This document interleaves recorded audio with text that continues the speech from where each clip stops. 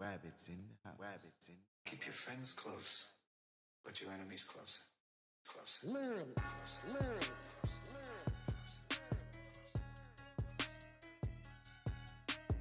Rabbits in the house. Rabbits in the house. Rabbits in the house.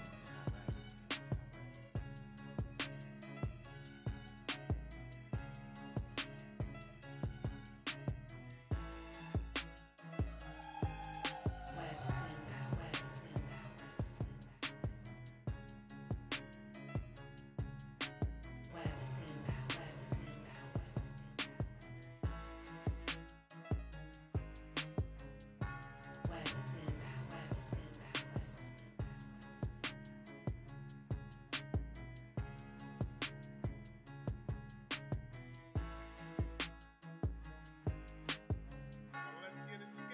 Rabbits in the house. Get it together. Rabbits in the house. Let's get it together. Rabbits in the house. Get it together. Rabbits in the house. Come on, get it together. Rabbits in the house. Rabbits in the house. Rabbits in the house. Rabbits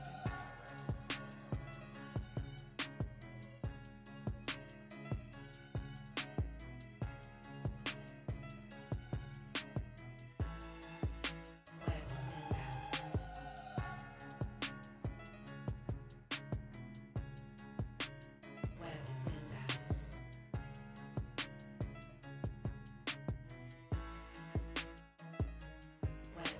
house.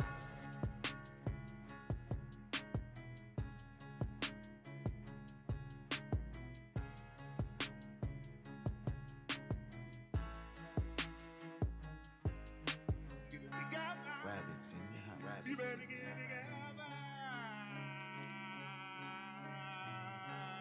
We gon' get it together. Rabbits in the house. Rabbits Get in it the together. house.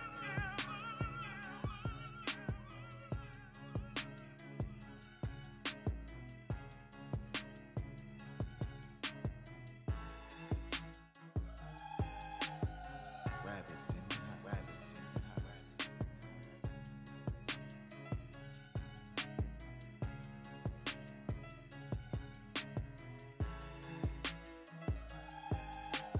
Get it together. Rabbits in the house. Rabbits You in better the get it house. together. We gon' get it together. Rabbits in the house. Rabbits in the house. Get together. Rabbits in the house. Rabbits in the house. Rabbits in the house. Rabbits in. Keep your friends close, but your enemies closer. Closer. Literally.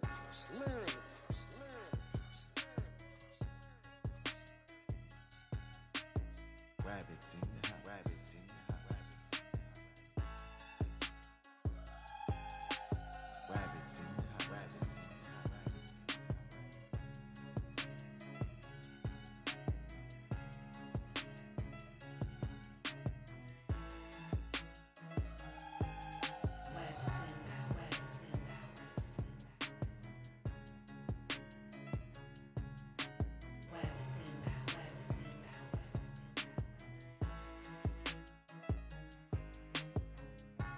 Rabbits in the house.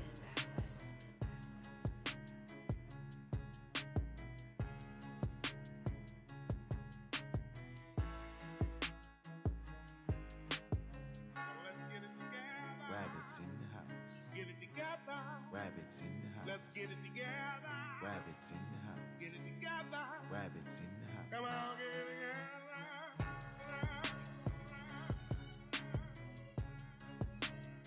Rabbits in the house. Rabbits in the house. Rabbits in the house. Rabbits in the house.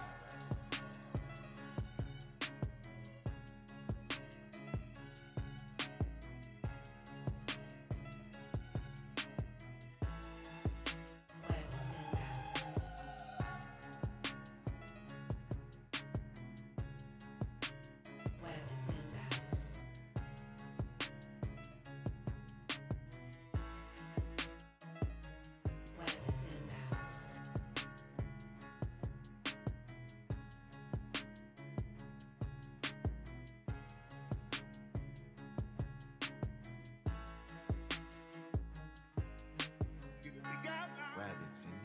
You better get together.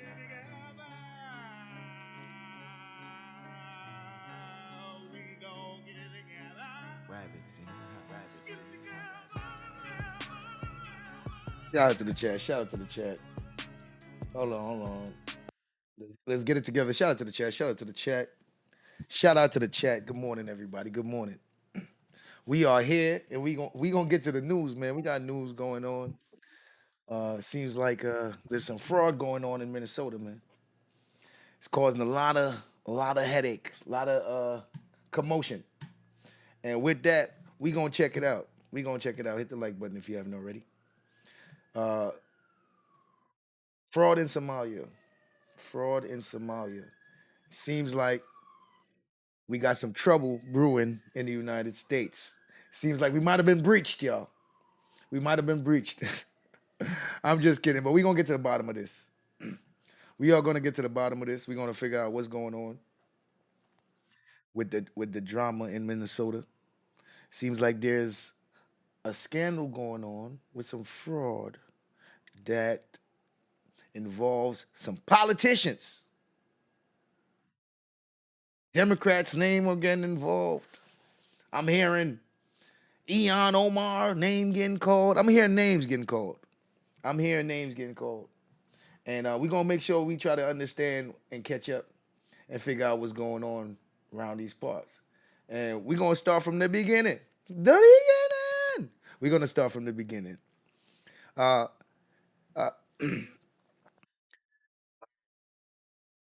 Some immigration operation uncovered some sham marriages and fake death certificates and, these type of things. This was about 2 months ago. So this thing has been brewing. And let's catch up. It's about 2 months ago. This has been brewing. The whole operation where a lot of things were discovered. So a lot of this was on the horizon. We're going to get a deep dive into these things and what occurred. So there was a press conference 2 months ago where they explained there's a lot of fraud and sham going on out here in Minnesota, in Minneapolis, Minnesota. So we gonna get to the bottom of it. Welcome. We will now start the press conference for Operation Twin Shield. I'll turn it over to U.S. Citizenship and Immigration Services Director Joseph Etlow. Good afternoon, everyone. Thank you all so much for being here. My name is Joseph Edlow. I'm the Director of U.S. Citizenship and Immigration Services. I'm incredibly pleased to be here today to announce the successful conclusion to Operation Twin Shield, an enforcement effort of U.S. Citizenship and Immigration Services with absolutely invaluable support from U.S. Immigration and Customs Enforcement, the FBI, and DEA. I especially want to thank St. Paul Field Office Director Samuel Olson from ICE for being here, as well as Abel Vecino from the FBI for joining us up here today. I also want to thank Jeff Brecht and Mike Kennard from FDNS, as well as Michael Borgen from USCIS. And also want to thank Bill McGinn, our FDNS chief in Kansas City, who was on the ground during the entirety of the operation. Since September 19th, officers from our Fraud Detection and National Security Directorate, working in teams, have conducted over 1,000 site visits across the Minneapolis-St. Paul area as part of this operation. What they found should shock all of America. Focusing on a list of over 1,000 target cases involving more than 900 individuals, our officers encountered blatant marriage fraud, visa overstays, people claiming to work at businesses that can't be found, forged documents, abuse of the H-1B visa system, abuse of the F-1 visas, and many other discrepancies. Yeah, damn. You think with the rise of this whole ICE thing with Trump, that's why this stuff has even got uncovered? Because it probably been going on for a long time and nobody even been looking at it. Over the course of the operation, our officers found indication of fraud, non-compliance, or public safety and national security concerns in nearly a little less than 50% of the cases interviewed. We found troubling patterns with the Uniting for Ukraine program that should have raised serious concerns under other administrations, such as an individual filing to sponsor more than 100 aliens, and organizations sponsoring hundreds. We are continuing to investigate these cases. Some of the other troubling cases that our officers found. In one case, officers identified an alien who had overstayed his visa waiver, who was the son of a known or suspected terrorist on the no-fly list. He had previously been found to have engaged in marriage fraud, which resulted in the denial of several immigration benefit requests. He was arrested and is now presently being returned to his country of origin. In another, an individual admitted to obtaining a fake death certificate in Kenya for just $100 to prove he was no longer married. In reality, his wife is alive, living here in Minneapolis, and is the mother of 5 of his children. And incidentally, he has another wife living in Sweden with whom he has an additional 3 children. In another case, an alien entered the United States without inspection in 2023, was released by Border Patrol. The alien married a U.S. citizen while in removal proceedings and was interviewed at the Minneapolis-St. Paul USCIS field office just last week, where both he and his American spouse stated under oath that their marriage was legitimate. The USCIS officers conducting the interview were suspicious. The site visits were authorized the same day. The American spouse ultimately that afternoon admitted the marriage was fraudulent and entered into solely for immigration purposes and withdrew her petition for that alien. This type of same-day action for interview, from interview to site visit has really never happened before. And I am incredibly impressed and thankful to the diligent work of the agents who made that happen for the first time, but not for the last time. And finally, I wanted to note, in one case, an alien engaged in marriage fraud by taking advantage of an elderly U.S. citizen spouse, including threats and severe neglect. The American spouse was able to divorce the alien with the help of her family and caregivers, but the family still lives in fear of retaliation from the alien over the failed marriage fraud scam. These are not victimless crimes. Every case of fraud we uncover damages our national security, undermines the integrity of our immigration system, and as I just gave you an example, has real consequences. I want the American people to know that we are declaring war on immigration fraud. We will continue to pursue those who seek to abuse our immigration system using every tool at our disposal. This operation, Twin Shield, is just the first phase of what we are looking at. The critical information gathered, the fraud patterns uncovered, will help us to combat fraud at the next level. We now begin the process of analyzing, cross-checking, reviewing cases using these results. These investigations will help us determine the next steps in many cases. We will be looking at grants of immigration benefits already given. We will be looking at other patterns, and we will be reopening, re-examining benefits to determine whether rescission, revocation is appropriate in any of these cases. Additionally, I would say right now that if you seek to commit immigration fraud in this country, you will find yourself meeting with our officers at USCIS. You will meet officers within our federal partners at ICE, CBP, FBI, DEA, whoever is working with us. And you will find yourself not only without benefits, but you will find yourself prosecuted. We will continue to tirelessly work with the U.S. Attorney's Office here in Minnesota, as well as in every other jurisdiction, to make sure that these cases are treated as they should be, and that aliens, attorneys, preparers, others who engage in immigration fraud are properly punished. Boy, this is about to be I also want to touch briefly on the... They're going to treat this like the new terrorism. Hey, we got the new boogeyman now, the aliens. Oh, man. ...reception our officers received in the field. They were harassed, threatened, accused of being scammers, and even had the police called on them. At least one residence was so unsafe that they had to call off the site visit altogether. This is simply unacceptable, and I want to remind the public that our officers are doing a job to protect all Americans. They deserve the respect and cooperation as they go along with those duties. Under President Trump's leadership, we have empowered our immigration officers to thoroughly vet aliens as required by law and to pursue immigration fraud wherever and whenever we encounter it. Secretary Noem has also recently delegated certain law enforcement authorities to me at USCIS that will allow this agency to establish a cadre of criminal investigators to increase the department's ability to fully investigate and ensure prosecutions of the very types of immigration fraud that this operation uncovered. As we work to undo the neglect of the Biden administration, we will continue to launch operations like this across the country. Operation Twin Shield was a major enforcement operation, and we will be bringing many more efforts like this to cities across the country. The results you see today speak for themselves, and they will serve to deter those who would attempt to undermine our country and its laws, whether for money, to gain legal status, or to harm the American people. At the end of the day, immigration fraud will not and will no longer be tolerated in this country. And now I'll turn the mic over to Sam Olson of ICE. Thank you. All right, Sam. Thank you, Director. Good afternoon. My name is Sam Olson. I'm the Field Office Director for Immigration and Customs Enforcement and Removal Operations here in St. Paul and Minneapolis.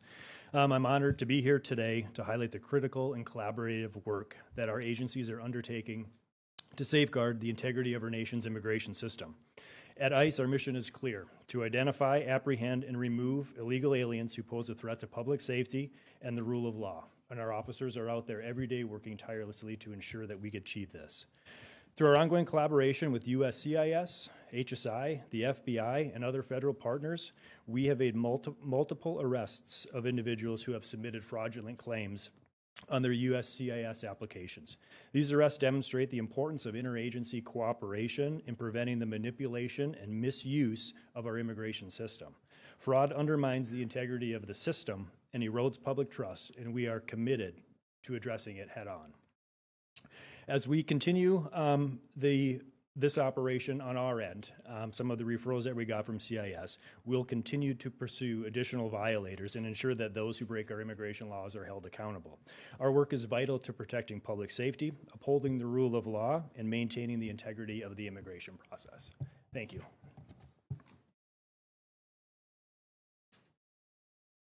Thank you, Mr. Olson. At this time, we'll take your questions. Questions. The so-called sanctuary policies that are now subject of a DOJ lawsuit play a role, in your opinion, in fraud that you encountered?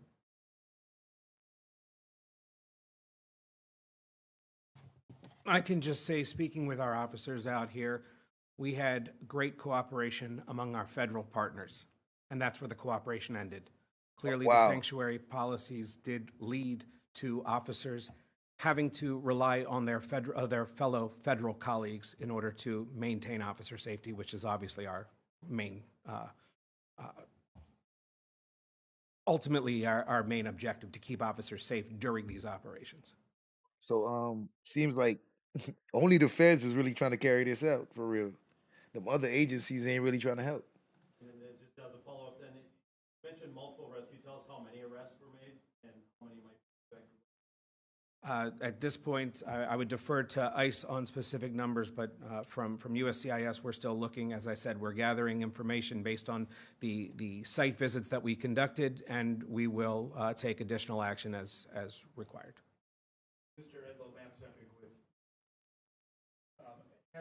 with, has anyone been charged?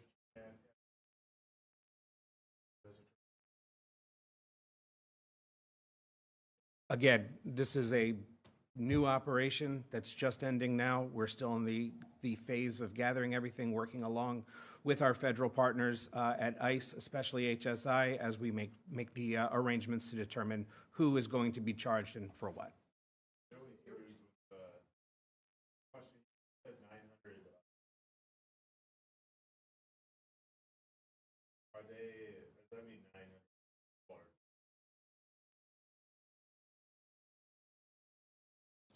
No, 900 people were not detained. As I said, there were over 1,000 target cases that USCIS was looking at based on the data, and those individuals were interviewed, were contacted. In terms of what happened with an individual case, that's done on a case-by-case basis. Talk about this going, why was Minneapolis? The data, clear, just the data. When you look at what we're seeing as concerning patterns of fraud, we're seeing good cooperation here, especially among our field office, working with our federal agents. It just makes sense to start in a city where we have a sense of what's going on and where we can try to make an impact on certain things like the immigration fraud from marriages and things of that nature. So it really was based on reviewing data, but this is, as I said, this is not the only city where this is going to be. This is the first of many.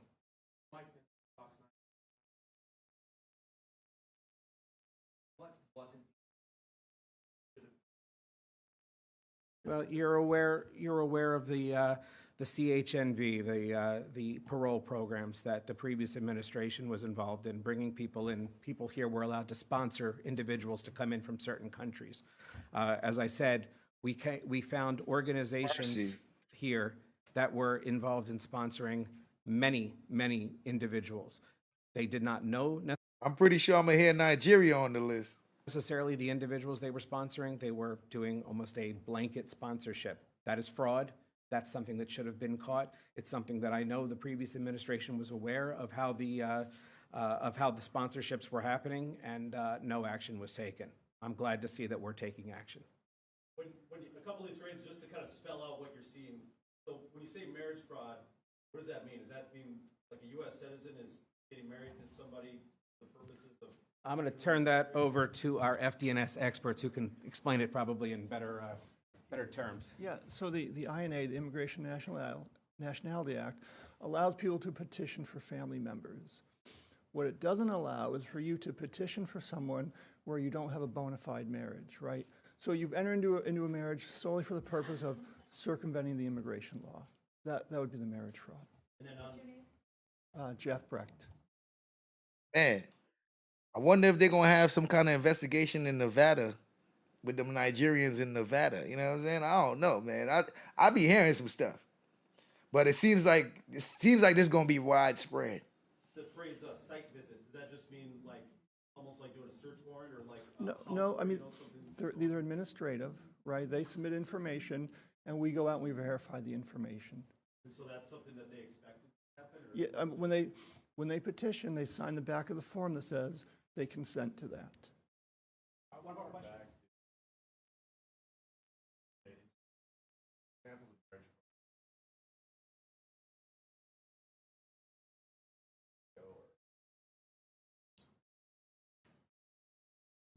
Well, in many regards, it's a lengthy process, right?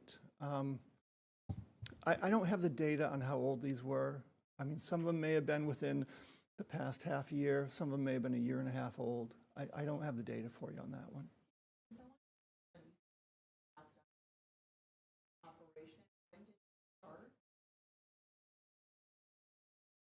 Yeah, the operation started on September 19th. Can you speak at all about the country of origin of the folks that you've been investigating? I mean, you mentioned Ukraine. I mentioned United for Ukraine, but it runs the gamut. This was not targeted at any individual country or person. This was done looking only at the data of what we saw as concerning cases involving fraud. Listen, at the end of the day, this is what the government should be doing. We have a responsibility to keep this system legitimate. And when you see what has been uncovered by these diligent officers over the past 2 weeks, less than 2 week period, that's only the tip of the iceberg to what we're actually dealing with when it comes to immigration fraud. That ultimately is, in my opinion, the same thing as a threat to our national security, a threat to public safety, and something that we've got to take seriously. I don't think this would be as newsworthy if this was, the IRS going after tax fraud. No, you all would expect the government to go after tax fraud. Well, you should be expecting the government to go after immigration fraud and benefits fraud the same way that any other fraud is perpetrated against the government. This development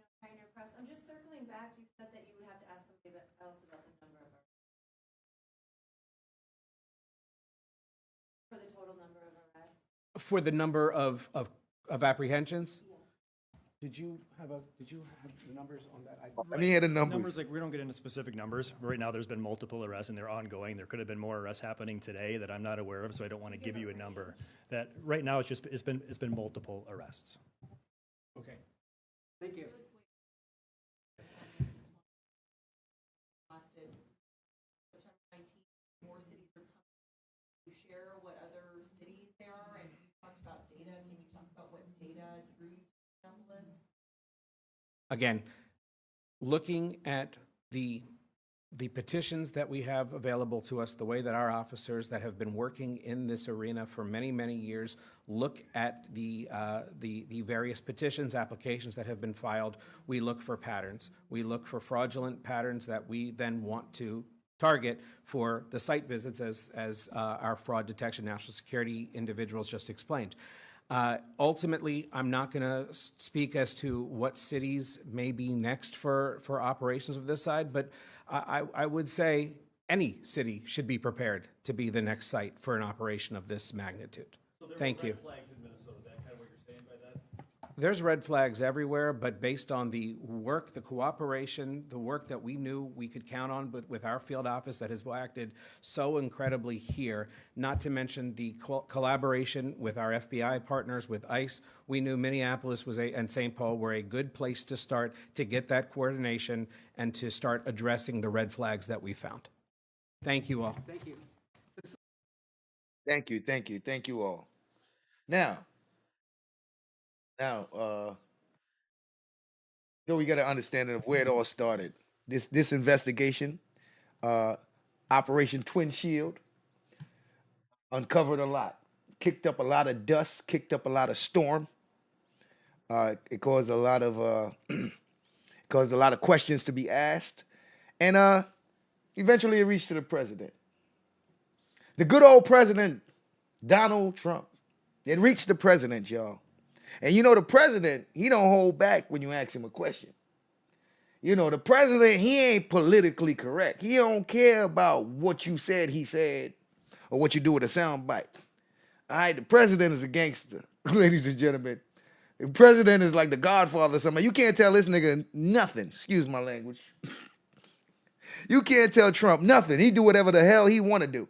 Okay? So, Trump spoke on the situation. The man himself spoke on the situation. And right now, once Trump speaks, everybody listens, okay? This stuff happened 2 months ago. But right now, because Trump speaks, everybody listens. And the Republicans the Democrats who are in charge of the city of Minnesota, Minneapolis, that state, the ones who run the state are being scrutinized. Because the question is, how could this happen under your watch? And you know, the president, he ain't gonna be nice about it. Because they're on opposing teams. You know, the Republicans versus the Democrats. They're on opposing teams. So, you know. Shout out to the chat. Let me say what's up to the people before we move on. Shout out to the chat. D. Grant, what's up, D. Grant? YouTube Tuberculosis in the building. Courtney Peach, what's up? Mrs. Baker, how you doing? Bag of Chips, what it is? Shout out to Bag of Chips. Daughter of Zion, on the road to Zion. Shout out to Daughter of Zion. I can't read your name, but shout out to you, man. Shout out to the chat. Shout out to the chat. Eva Alme, shout out to Eva Alme. Fat T is in the building. Jenny, what's up, Jenny? Shout out to the chat. Shout out to the chat. Not worth it. What's up? Not worth it. Yeah. Hit the like button if y'all haven't already. Hit the like button if y'all haven't already. Our president has spoken. So this is about a week ago. So about a week ago, Mr. Trump was asked about what's going on over there. And he had some words for the governor of Minnesota, Governor Walz. He had some words for him, as well as he had some things to say about the Somalis who were overwhelmingly involved in the fraud. And let's hear what Mr. Trump got to say. And shout out to the Weeda Wabbit store and Weeda Wabbit's mugs. All business, all business. On Onto Walls, Mr. President, do you think he should, onto Walls, Mr. President, do you think he should resign over the fraud scandal in his state? And who should? Tim Walls, over the fraud scandal in his state. Look, I think. Yo, they be asking some questions, bro. Look what they're gonna ask him. Hey, you think he should resign because of that? Yo, you know, asking him to comment like, what kind of? Oh man, hey. Well, whatever Trump says, Governor Walz, he got something to say, okay? And we're gonna hear Governor Walz what he got to say afterwards. But let's listen to Trump, the president. Onto Walls, Mr. President, do you think he should resign over the fraud scandal in his state? And who should? Tim Walls, over the fraud scandal in his state. Look, I think the man's a grossly incompetent man. I thought that from the day I watched JD destroy him in the debate. Damn, Trump, that's vicious. He said, from day one, I thought he's an overly incompetent man. Really, Trump? And then he's like, yeah, my boy Vance whooped that ass, man. I knew he was weak. Yo, really? Really, Trump? Yo, Trump be on some bullshit. I was saying, who was more incompetent, that man or my man? I had a man and he had a man. They were both incompetent, and I had a man and a woman. I thought she was very incompetent too, but now she's leading the field, and I think she's leading the field for the nomination. Anyway, look, that's up to them. That's up to the Democrats. You know, the problem with them is they have really bad policy. And I'm not going to say what it is because I don't want them to change it necessarily because I want to run against it, whether it's not going to be me, it's going to be somebody that's going to probably sitting at this table. Could be a couple of people sitting at this table. Could be a couple of people running together sitting at this table, you know. But I want them to win because we've done a great job for this country, and I want that to be carried forward.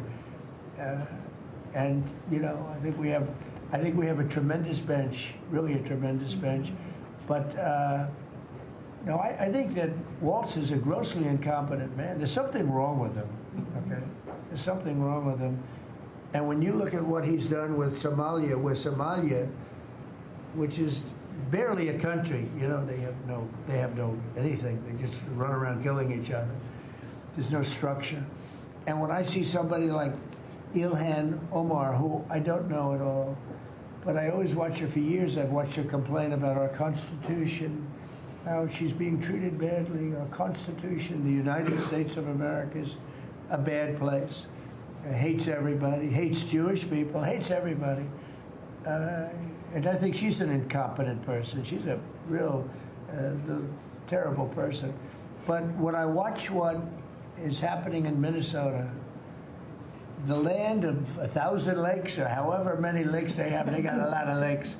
But this beautiful place, and I see these people ripping it off, and now I'm understanding, and you're going to look at that's good. I hear they ripped off Somalians, ripped off that state for billions of dollars, billions, every year, billions of dollars, and they contribute nothing. The welfare is like 88%. They contribute nothing. I don't want them in our country, I'll be honest with you. Boy, Trump ain't playing. He said they contribute nothing, nothing. Come on, Trump, you full of shit. Listen, he said it's barely a country. He sure did say that. He's very critical in a negative way.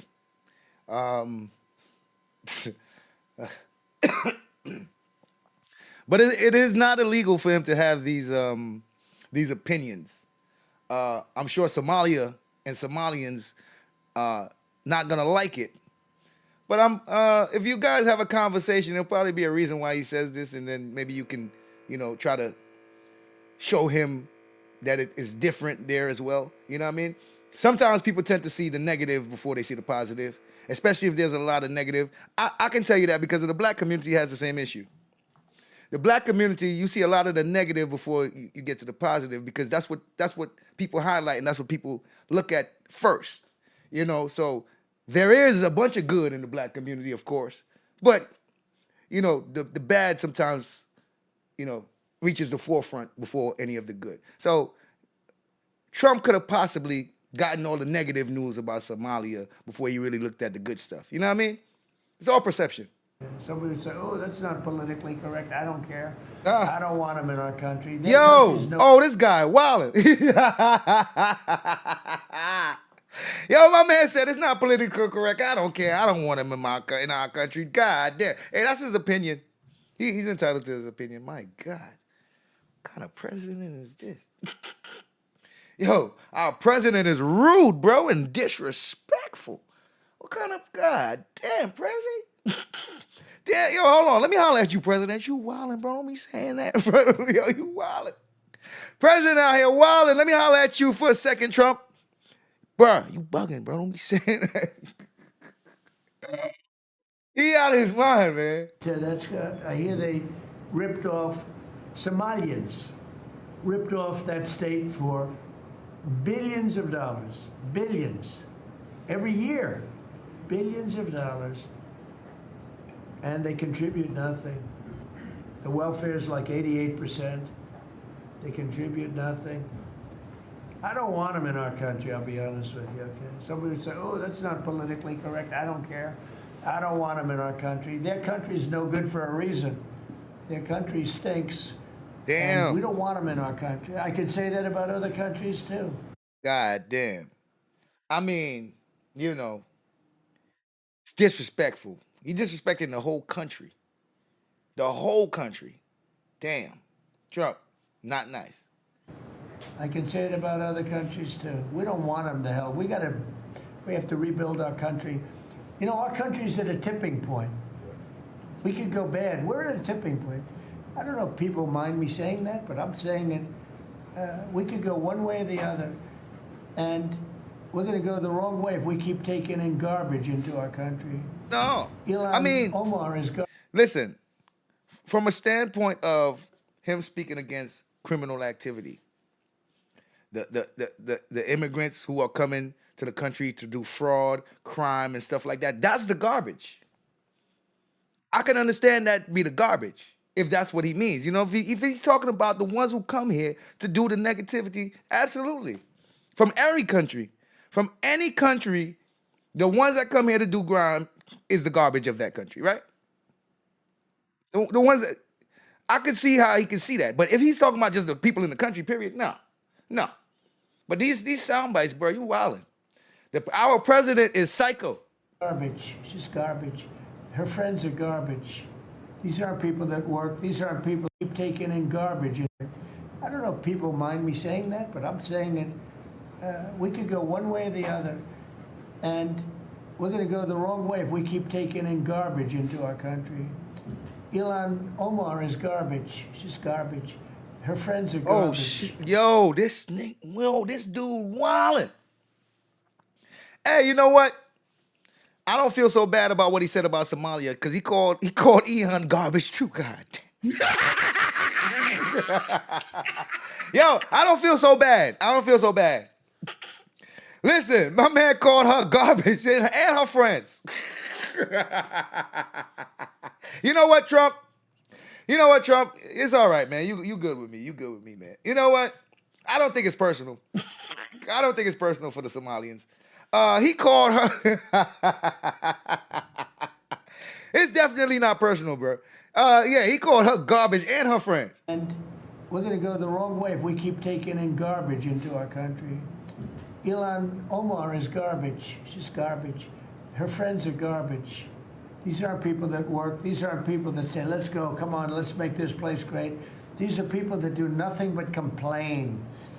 They complain. And from where they came from, they got nothing. You know, they came from paradise, and they said, this isn't paradise. But when they come from hell, and they complain, and do nothing but bitch, we don't want them in our country. Let them go back to where they came from and fix it. Did the president just say bitch? What the fuck is going on here? Did our president just say bitch?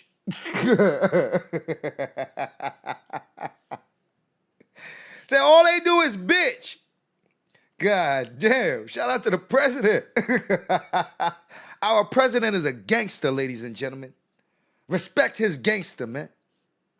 They got nothing. You know, they came from paradise and they said, this isn't paradise. But when they come from hell and they complain and do nothing but bitch, we don't want them in our country. Let them go back to where they came from and fix it. Thank you very much. Damn. Talk about drop the mic. God damn. Hey, he dropped the mic on that one. Yo, boy, Trump is a battle rapper. He got bars. The boy got bars. I ain't gonna lie. Trump is a battle rapper, man. Yeah, Lord of mercy. Man. I can't make this stuff up. But this is a series of events has taken place. Shout out to Keep the Change. Highly favored. Queenie, what's up? Egon Breeze Block, what it is, man. Biz Epstein in the building, what up? It's a series of events took place, man. You know, he took some shots at the governor. Governor Walz, he ain't like that. Governor Walz has some things to say, man. He ain't like that too much. Well, good afternoon, everyone. This is the governor of Minnesota. He responding, all right? He gonna clap back. He gonna clap back. All right? This isn't clap back to Trump. All right? We heard Trump diss song to Eon and Waltz. Now we about to hear his clap back, y'all. Let's go. Well, good afternoon, everyone. Before we get into the budget, though, I want to start off and address the vile racist lies and slander towards our fellow Minnesotans. Donald Trump's calling our Somali neighbors garbage and the state of Minnesota a hellhole is, I'm assuming, is unprecedented for a United States president. We've got little children going to school today who their president called them garbage.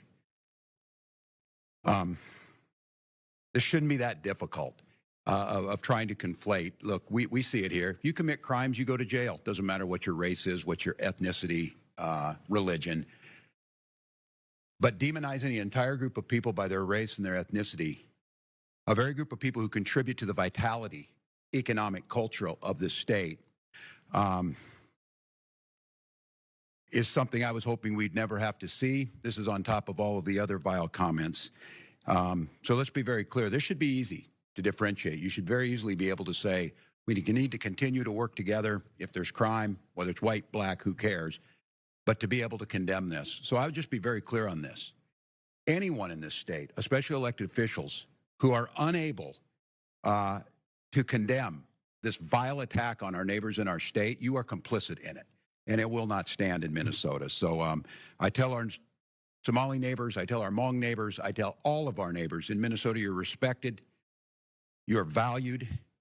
We're proud of this state that ranks near the top in almost every single category. And I will tell you, the only thing that's hurting this state, as he so falsely claimed to a group of people, is Donald Trump himself. So with that, I want to thank MMB. Commissioner, thank you. Budget Director Mingy, Dr. Becker, thank you for that. Today, despite a worsening economy nationally, as you've seen, and because of the destabilization of the economy, the tariffs, and a lot of other things going on, Minnesota's financial position is better than when we came last time. We have recognized challenges remain out over the next 4 years, but we've grown the surplus. We have historic rainy day funds, and economic indicators still show growth here outpacing the national average. This is due in a large part to responsible budgeting. Over the last 7 years, but the last one was a tough one. I put out a very difficult budget last year. I think as you see the numbers that came up on here, we would have been better served if we would have fully enacted that budget in the cuts that I proposed that were far greater than we were seeing coming out of the legislature, but we compromised. And we got it done. And now Minnesota sets in a position, as I said, rainy day funds that are historic, a budget surplus this year, protection of the very programs that we care deeply about, and we can do it again, a plan to come together. But we're facing heavy headwinds. You saw it here and you hear it from our folks. Uncertainty we're seeing comes as no surprise to any person in this state. It's no surprise to anybody who's looked at their projected health care bills coming up. It's no surprise to anybody who's gone out and shopped for groceries. It's no surprise to any farmer who has seen lost markets or any farmer who knows that bankruptcies have doubled since January in the ag economy. It's no surprise that $40 billion sent to Argentina would have certainly been better spent here on our markets with our folks. It's no surprise to teachers trying to figure out how to make do, especially around special ed, with the destruction of the Department of Education, or any county administrator that now absorbs the bills from the big, beautiful bill that is now being pushed onto them. The president has created chaos in our economy. He's sat in the Oval Office and told you, and if we listened to him and budgeted, here's what he said. He said inflation was at record highs when he took office, and it's now non-existent. That's a false statement. It was 3% in January, it's 3% now. He told us that drug prices have come down minimum of 500%. I'm assuming you all have your checks that you get every time you go purchase drugs. He's told us that soon the income tax will go away and states will receive money from the tariffs. He's told the American people every single one of them will receive $2,000 checks. That was following up the Doge checks. If we were to create a state budget based on what the President of the United States said to the nation in a cabinet meeting, we would have chaos beyond anything that's seen. The good news is that's not going to happen. We're going to do what we've done for 7 years. We're going to sit down together. We're going to budget in the best interest of the people of Minnesota. We are going to invest in the things that make Minnesota rank first in quality of life for our children, near the top in healthcare. All of the things that we measure by while making sure we have long-term fiscal stability. So last year, we made smart, thoughtful decisions, and there were cuts. I'm not going to tell anybody that those were not painful. The growth, especially in the disability waivers, was outpacing where we're at. We made those tough decisions, and that's what puts us in a better place where we were. But as I said last year, that was just the first step. I think over the next coming months, you will see us put out a budget very early into the next year before the session starts that will look very similar, I'm anticipating, to what we were able to do last year. That puts us in a solid position. So look, the uncertainty that's being reflected, the chaos that's coming out of Washington, the things that are happening there, we can't control that. But in Minnesota, we can control the ability to do what we do every single year, create good, solid budgets based on factual data. We're glad to report them. We will continue to try and make government more efficient. We will continue to take and tackle the issue of fraud, of people defrauding the people of Minnesota and the state of Minnesota. We know now that those programs have been paused. We have an independent auditor from the outside. We've enacted new powers that we have to stop payments and to be able to make sure that that snapshot of what's there is. The people who did it will go to prison. And as previous governors have dealt with fraud, my goal is to make sure that those going forward have much better tools, much more safeguards around programs to be clear that improve people's lives, that help, whether it's children with autism, whether it's childcare, whether it's housing, whether it's food, nutrition, and those things are absolutely paramount. But I want to be very clear. You can do that without being racist and vile and putting people at risk. You can do that by acknowledging where there's tools to be done and do so accordingly. You can do that without canceling programs that improve people's lives because a few people took advantage of the system. So I'm grateful to the professionals that helped make this happen. I'm grateful to the legislature that we were able to work together. And now we're going to have some acknowledgments that the federal government's not going to help us. The chaos is going to continue. We need to budget to protect Minnesotans as we had. And as I said, we're setting in a stronger place because we've done that. With that, I'll take. So that was his response. He responded. Like I said, this stuff has led to a series of events, and more details are coming out, and more people, more names are being called. An investigation into a series of alleged multi-million-dollar fraud schemes in Minnesota involving the state's large Somali community. Federal prosecutors are accusing the nonprofit group Feeding Our Future and its partners of stealing federal nutrition aid by falsely claiming they helped to distribute food to thousands of children during the COVID-19 pandemic. Treasury Secretary Scott Bessent says the Trump administration is also investigating whether this money was funneled to an al-Qaeda affiliate based in Somalia. CBS News Minnesota investigative reporter Jonah Kaplan brings us more on this. Minnesota is reeling from a fraud scandal involving $1 billion siphoned from multiple federal programs during the COVID pandemic. In the past 3 years, 87 people have been charged, 61 convicted, most of Somali descent. Erica MacDonald was U.S. Attorney for the District of Minnesota during the first Trump administration. What happened in Minnesota where fraud was able to run rampant that it didn't in other states? Lack of accountability, frankly. We knew that fraud occurs, and there's warning signs that come with it, and they were ignored in this case. According to investigators, the schemes involved bogus receipts and invoices for meal programs, housing assistance, and behavioral health services, charging the state millions of dollars for services that were never provided. This week, the president has repeatedly lashed out at Minnesota's Somali community. We're going to go the wrong way if we keep taking in garbage into our country. I think it's a beautiful country. Jamal Osman, who moved from Somalia to Minnesota when he was 14, is a naturalized U.S. citizen and a member of the Minneapolis City Council. Anyone who looks like me are scared right now. The fear comes as the Somali community here is bracing for a surge of ICE agents cracking down on migrants who have been issued final deportation orders. The president is pointing to the fraud cases in Minnesota, and we know that a majority of the suspects are of Somali descent. How is your community taking that?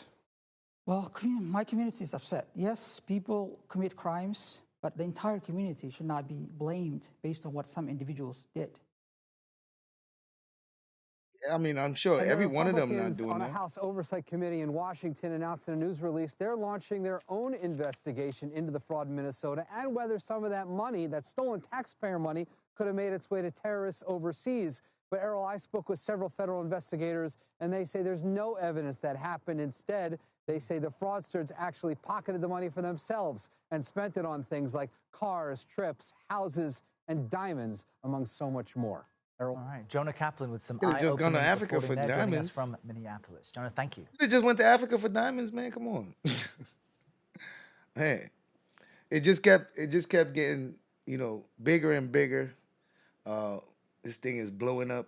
We're gonna hear more about it. We're gonna hear more. Trust me. White House Deputy Chief of Staff for Policy and Homeland Security Advisor Stephen Miller revealed a bombshell over the weekend, claiming that the Somali fraud operation in Minnesota is the single greatest theft of taxpayer dollars in American history. They serious? You hear what they saying? The biggest. This one could really blow up, man. Based on what we have found so far, we believe that the Somali fraud operation in Minnesota is the single greatest theft of taxpayer dollars through welfare fraud in American history. We believe that we have only scratched the very top of the surface of how deep this goes.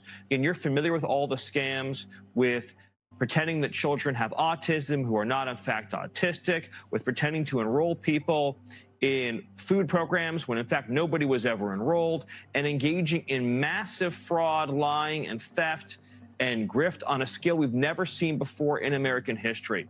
The total bill, the total tab for this is going to be far beyond the numbers we've already seen reported. We believe the state government is fully complicit in this scheme, and we believe that what we are going to uncover is going to shock the American people. The state government is fully complicit. Sir, you know what you're implying, sir? That's a serious implication right there. Like, this thing right here could be real big. It seemed like it's developing into something else. He then went on to expose the Somali community at the heart of this fraud, claiming 75% of the Somali community in Minnesota are on welfare. Look, based on the records that we already have, and this is a significant undercount, by the way, 75% of the Somali population in Minnesota is on welfare. But that's likely a significant undercount of just how much of a financial burden the Somali refugee population is imposing on this country. Crazy to say. Online commentators blasted the governor of Minnesota. I mean, that's crazy to say. I mean, damn, what are you trying to say when you say that? I mean, I don't, like, bro, I don't. It sound like something, right? It sound like it's terrible, but it's like, come on, bro. How much of right? Like how much of them? How much people is it for real? You say 75% of 10 people, you'd be like, damn. Tim Walz for failing to act whilst leading the state at the time of the fraud, with commentator Nick Sauter saying, "No way Walz didn't know, not a chance." Fox News deep dove into this further, revealing Tim Walz and Ilhan Omar were photographed with Somalis convicted in the fraud scheme.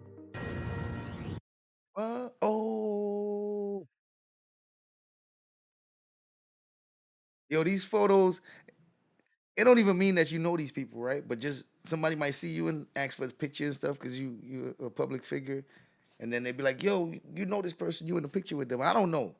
But man, this don't look good.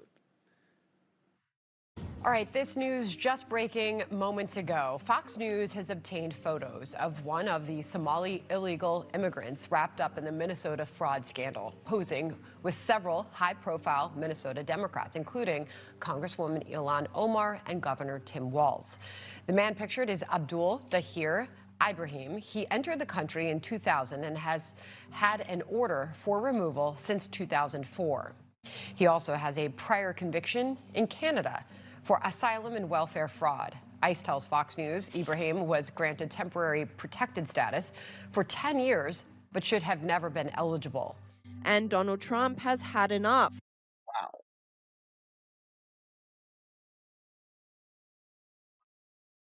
Unleashing on the Somali community. And they contribute nothing. The welfare is like 88%. They contribute nothing. I don't want them in our country, I'll be honest with you, okay? Somebody would say, oh, that's not politically correct. I don't care. I don't want them in our country. Their country's no good for a reason. Their country stinks, and we don't want them in our country. I could say that about other countries, too.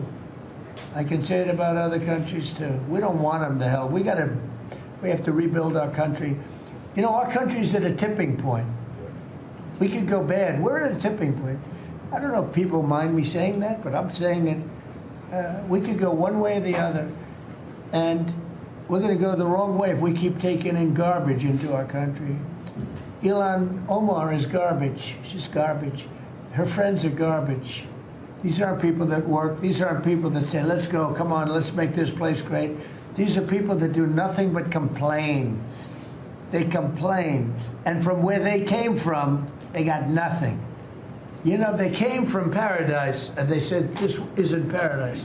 But when they come from hell, and they complain and do nothing but bitch, we don't want them in our country. Senator Scott Bessent doubled down, exposing how the fraud took place. A lot of money has been transferred from the individuals who committed this fraud, including those who donated to the governor donated to Representative Omar, and donated to A.G. Ellison. But they've been transferred to something called MBSs. And those are... Mortgage-backed security? No, What do you mean? Sorry? Transferred to what? These are money the Bureau services, and they are wire transfer organizations that are outside the regulated banking system. And that money has gone overseas. And we are tracking that both to the Middle East and to Somalia to see what the uses of that have been. And the Administrator for Centers of Medicare and Medicaid Services, Dr. Mehmet Oz, claims the Walz administration turned a blind eye to the fraud in order to secure votes. When did Dr. Oz become a politician? Dr. Oz speaking on stuff? It's crazy. It's true. A Somali fraud ring in Minnesota stole over $1 billion from Medicaid. How did this happen? Well, Medicaid programs are run by the states, which in Minnesota means the Tim Walz administration. Governor Walz and the state's other Democrats rely on Somali votes to get elected, so they decided to look the other way because they were afraid of, quote-unquote, political backlash. Don't take my word for it. That's what a Somali-American fraud investigator told the New York Times. When these scammers realized that nobody was guarding the cash register, they went gangbusters. One program designed to provide housing stabilization assistance to patients ballooned to $104 million, when 4 years ago it was projected to cost only $2.6 million. Some of these taxpayer funds may have even ended up in the hands of a Somalian terrorist group. Scary stuff. When CMS became aware of the housing program situation, Minnesota insisted it could clean up its own mess. A few months ago, it admitted it could not. So we stepped in to shut down the fraud-infested housing initiative. But whilst Republicans are slamming Ilhan Omar, she is claiming the Somali community are also the victims. Of the 87 people charged, all but 8 are of Somali descent, and that has added to the spotlight. 87 minus 8, so that's a 78, 79? God damn, man. Shit. Almost, that's pretty much all of them. all the people arrested is damn near Somalis, pretty much. Being put specifically on your community. Charged, all but 8 are of Somali descent, and that has added to the spotlight being put specifically on your community. Why do you think this fraud was allowed to get so widespread? Well, I want to say, this also has an impact on Somalis because we are also taxpayers in Minnesota. We also could have benefited from the program and the money that was stolen. And so it's been really frustrating for people to not acknowledge the fact that we're also, as Minnesotans, as taxpayers, really upset and angry about the fraud that has occurred. This commentator called out Omar, saying, so the people running the scheme are now the victims. This is some impressive spin. And whilst the Republicans are launching a full-scale investigation into the fraud, Tim Walz is deflecting to Trump's health. Well, here we got a guy on Thanksgiving where we spent time with our families, we ate, we played Yahtzee, we cheered for football or whatever. This guy is apparently in a room ranting about everything else. This is not normal behavior. It is not healthy. And presidents throughout time have released a couple things. They've released their tax returns, not Donald Trump, and they've released their medical records, not Donald Trump. And look, the MRI is one thing, but I think what's most concerning about this is, as your viewers out there are listening, has anyone in the history of the world ever have an MRI assigned to them and have no idea what it was for, as he says? So look, it's clear the president's fading physically. I think the mental capacity, again, ranting, crazily at midnight on Thanksgiving about everything else. There's reasons for us. Wait, are we talking about, you saying he ranting about the crime and the fraud and the theft? To be concerned. This is a guy that randomly says the airspace over Venezuela is closed. He's ruminating on if you could win a nuclear war. Look, this is a serious position. It's the most powerful position in the world. And we have someone at midnight throwing around slurs that demonize our children. And at the same time, he's not solving any of the problems. So I'm deeply concerned that he is incapable of doing the job. Shout out to the chat. Rumorville, what's up, Rumorville?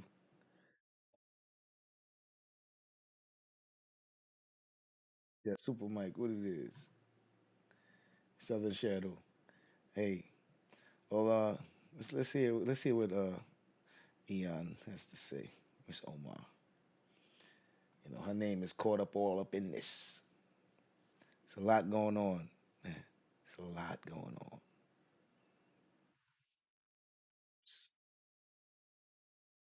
And we're joined now by Minnesota Democratic Congresswoman Ilhan Omar. Welcome to the program. Thank you, Margaret.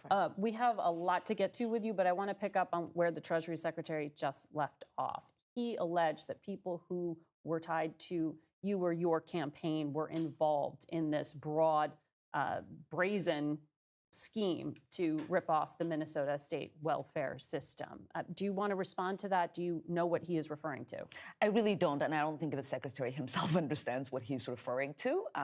We obviously had people who were able to donate to our campaign that were involved. We sent that money back a couple years ago. And actually, I was one of the first members of Congress to send a letter to the Secretary of Ag asking them to look into what I thought was a reprehensible fraud that was occurring within the program. So this was, just for our audience, the Biden-era Justice Department called it the largest COVID fraud scheme in the country.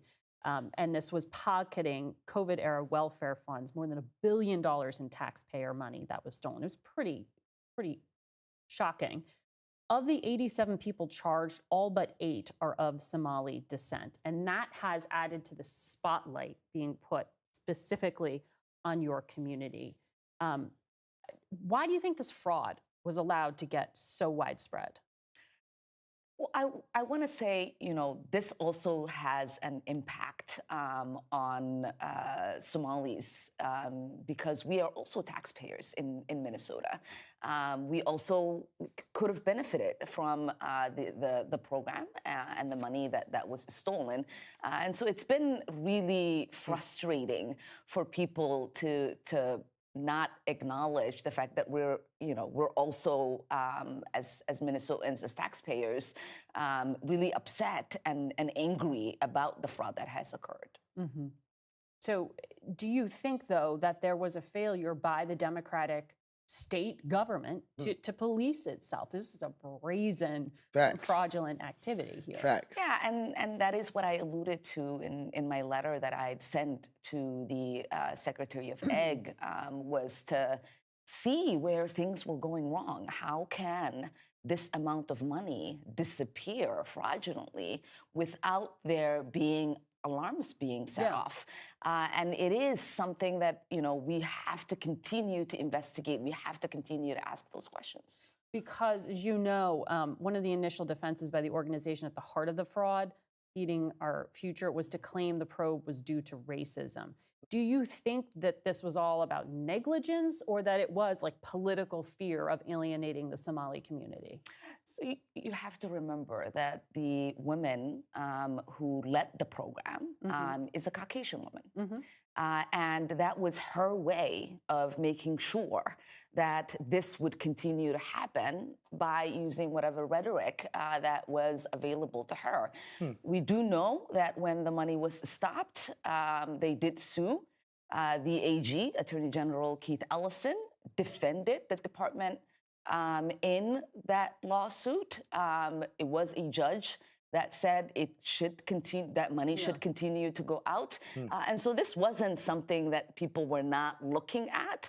There was always those alarms, and we will continue to understand where things might have gone wrong as these investigations continue and as these fraudsters are prosecuted and sent to jail. Well, it's going to have impact for your community, because we've already heard the head of Medicare and Medicaid say they're going to have a new policy that applies to Minnesota. You heard the Treasury Secretary say they're investigating. But there's another thread here, because House Republicans and the Treasury Secretary just now talked about a link to terrorism, a possible link. He said they're just now beginning to look into it. How confident are you that that's a false claim? I'm pretty confident at the moment, because there are people who have been prosecuted and who have been sentenced. If there was a linkage in that the money that they had stolen going to terrorism, then that is a failure of the FBI and our court system in not figuring that out and basically charging them with these charges. And so I do know that for many years, this sort of like alarm that there is money being transferred through the airport in bags and going to terrorism that accusation has always existed. There's never been here and there in those accusations. But if that is the case, if money from U.S. tax dollars is being sent to help with terrorism in Somalia, we want to know. And we want those people prosecuted. And we want to make sure that that doesn't ever happen again. So there are 80,000 people of Somali descent in your state, but the president has been very focused. All right, we got a number, 80,000 Somalians in Minnesota. Not just on them, but on you. In this extraordinary cabinet meeting, he said Somalis, quote, come from hell. They complain and they do nothing but bitch. Take a listen. These are people that do nothing but complain. They complain. And from where they came from, they got nothing. We don't want them in our country. Let them go back to where they came from and fix it. These are like sound bites. I don't like this media be killing. The media be playing themselves. Wasn't he talking about Ian and her friends being garbage and her being garbage? And then isn't he talking about Minnesota? Thank you very much, everybody. That Sound knocking bites, is man. vehement agreement from his cabinet members there. I just wonder what the reaction is in your district to have that from the highest office in the land. It's disgusting.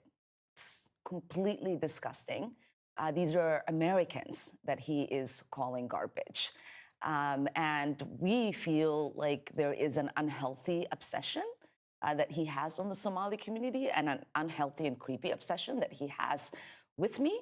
I think it is also really important. She said he obsessed with her. Okay, I hear that. And for us to remember that this kind of hateful rhetoric and this level of dehumanizing can lead to dangerous actions by people who listen to the president. And 95% of the Somalis in your state are U.S. citizens. Yes. Just for clarity there. But the president has restricted all immigration processing, including asylum claims from Somalis already on U.S. soil, along with 18 other countries. ICE reports it has rounded up about 19 people, and they put out press releases with the images of about 5 of them that they say are the worst of the worst. Is that the entirety of the crackdown to date?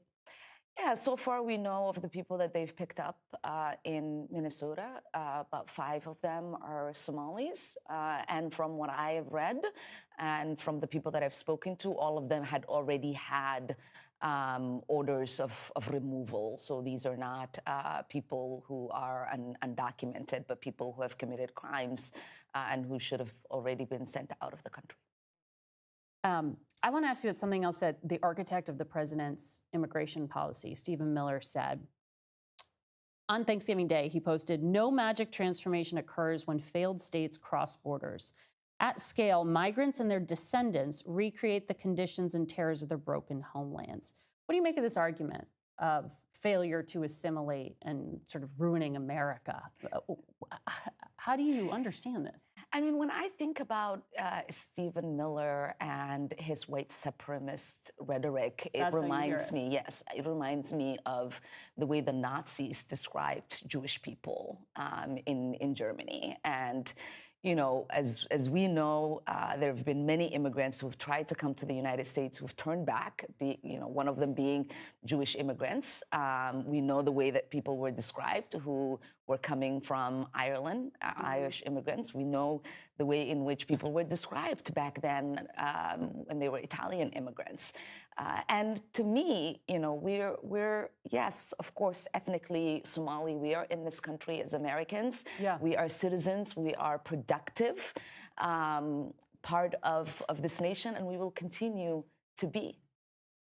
Congresswoman Omar, thank you for your time today. See, we hear what she has to say. She said she ain't got nothing to do with this, man. She said she innocent. It's not on her record. She said it's on the other guy's record, but it's not on her record, man. And this stuff has been going on for a while. They went to court over it. We got some, man. It seems like as this stuff get uncovered, some names are gonna get called, man. So 20 past the hour now on a Monday morning, the glare of the spotlight now falling on Democratic Congresswoman Ilhan Omar. Questions popping up about what she knew and when about a massive COVID fraud scheme in her district. Talking billions, could be billions, at least $1 billion, could go higher. Mike Tobin's got more on that now. Mike, good morning to you. What do you have? Well, good morning, Bill. And as you mentioned, Minnesota Democratic Congresswoman Ilhan Omar has been in the crosshairs. She made the statement that there were insufficient guardrails to defrauded programs like Feed the Future.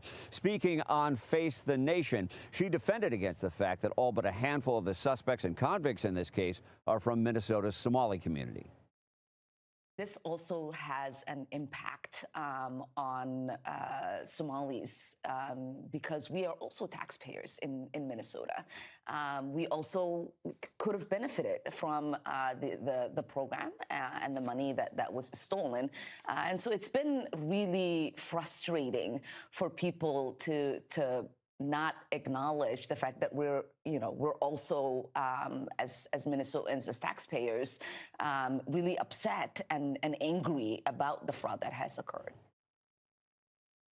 Analysts with whom we have been speaking say it's unlikely Omar would not have some exposure to the corruption. She introduced a legislation that created the program that was defrauded to the tune of $250 million. Wow. Introduced the legislation. She also held a victory party in 2018 at a restaurant called Safari, owned by Salim Ahmed Saeed, a major player convicted in the scheme. Wow.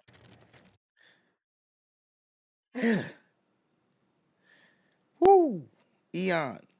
Man. It's not looking good. It's looking like you gotta have known somebody. You gotta have known somebody. She probably friends with somebody. But man, they're gonna get her jammed up in this. I think all this will be investigated very thoroughly because there's really a national spotlight on Minnesota and all its problems. I mean, this is a scandal that is by far the biggest in state history.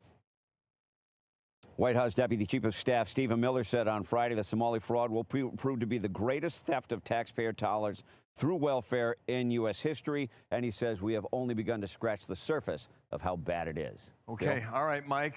Fox weather tells me it's 10 degrees in Minneapolis where you are. Wind chill -2. But Tobin is tough because he has summited Mount Everest. Thank you, Mike. Talk soon. Thank you. Got it, pal. Dana. To us, bringing Kayleigh McEnany. She's host of Saturday in America, co-host of Outnumbered. You can find her everywhere, and we love it.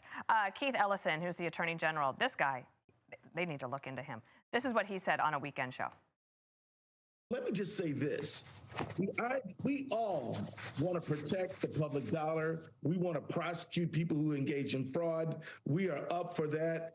But we can't do it on a partisan basis. We got to do it together. We can't use incidents like this to score a political point. As I pointed out last week on this show and on the 5, so he is the Attorney General there, used to run the DNC. He solicited political contributions from these groups that were stealing the money. And then when they were asking about these investigations into them, he said, don't worry, I'll tell them to knock it off. Wow. Is this true? Right. And he could have used a little more fervor in telling them to knock it off if he ever even did so, because it didn't stop. The real scandal of all this, Dana, is when you go down that New York Times story that brought a lot of light to this issue, you find that in 2022, most of these prosecutions were underway or starting up. That was Merrick Garland. That was Joe Biden. Merrick Garland called this the country's largest pandemic relief fraud scheme. So where was the sprawling Biden-era investigation? His DOJ was working on it, but I asked Kelly Loeffler at SBA on Saturday, did your predecessor at SBA look into this? She said no. In fact, there were flags on loans for potential fraud in Biden's SBA, and they just let them out the door. So where was the Biden investigation? Where was the Keith Ellison investigation? This was known back in 2022. Ilhan Omar has taken a lot of questions on this. Scott Bessent went after her on CBS on Sunday. Watch it. I can tell you that, it's terrible. The Representative Omar tried to downplay it, said, oh, it was very, it was very tough to know how this money should be used. Yeah. She was gaslighting the American people. When you come to this country, you got to learn which side of the road to drive on. You got to learn to stop at stop signs, and you got to learn not to defraud the American people. And I interpret that for you. I'll translate it. He's saying no excuses here. No excuses, and especially when it was actually some of the defendants' lawyers who said it was like they were filling the cookie jar up, and like they knew people were stealing out of the cookie jar, and they just kept refilling it and refilling it and refilling it. And I think Scott Bessent makes an important point there.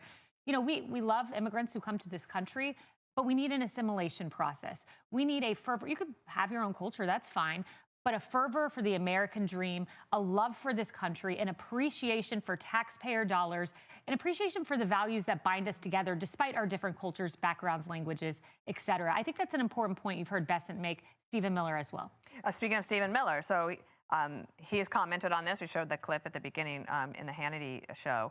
She responded yesterday saying that it's like talking to a Nazi. When I think about Stephen Miller and his white supremacist rhetoric, it reminds me, yes, it reminds me of the way the Nazis described Jewish people in Germany. There have been many immigrants who have tried to come to the United States who've turned back, one of them being Jewish immigrants. We're yes, of course, ethnically Somali. We are in this country as Americans. Yeah. We are citizens. We are productive. Part of this nation, and we will continue to be. I think you know Stephen Miller well. Yeah, I mean, he accuses Stephen of being a Nazi. Stephen's Jewish, first of all. Stephen's a great person. Stephen's someone who loves this country and is working hard for it. And Stephen and his family have been totally and completely under fire and accosted with all kinds of threats for doing what they're doing. It was the day after Charlie Kirk's assassination that Katie Miller was stormed by someone outside of her home who said, "I'm watching you." There were wanted signs up by their home in Virginia accusing him of crimes against humanity. They have been under threat. And as Stephen Miller said, it's an organized campaign of dehumanization, vilification. And that's what this is. It's organized. They're being called Nazis. It's just not Ilhan Omar. It is others, too. And it is shameful rhetoric that should be toned down. Thank you, Kaylee. Nice to see you on Monday, as always. Good to be here. See you soon. Yeah, 12 noon Yep. Eastern. This thing is heating up. I'm Brian Kilmeade. This thing is heating up. It's heating up, man. A lot going on. Shout out to the chat. A lot going on. Eon, her name is going to keep coming up. Her name is going to keep coming up in this. I'm still unraveling it. Still trying to figure out who going to get in trouble, who's next. Because it seems like some people going to get in trouble by the time this whole thing is over. They've known about it since 2022. Some of this stuff already went to court. She's in pictures with these dudes. She went to the restaurant with one of the dudes. She had the party at the restaurant of one of the dudes. That's it's a lot of connections. But if I know the Democrats, they know how to wiggle out of some stuff, man. Hunter Biden, man, they said a bunch of stuff about him. They said they had a bunch of evidence on him, and man, first time I ever seen shut down kick a newspaper off Twitter. A lot of mercy. Well, $1 billion case of pandemic relief fraud in the state of Minnesota having massive repercussions for that state's Somali community. Just days ago, the Trump administration ramped up ICE activities there. CBS News investigative correspondent Tom Hansen joining us with more. So, Tom, what are lawmakers saying about this case, friend? Yeah, well, this has really captivated so many people in Washington, Reed. And there's a lot of concern. There's a lot of questions about where this money went and what it was spent on. In the past 3 years, I just want to give you a rundown of the numbers here. 87 people have been charged, 61 convicted. And the bulk of those people are from the Somalian community in Minneapolis. So, according to investigators, the scheme involved bogus receipts that during the pandemic, people could file for assistance with meal programs, housing assistance, behavioral health services, which were charged to the state, as you mentioned, roughly $1 billion there.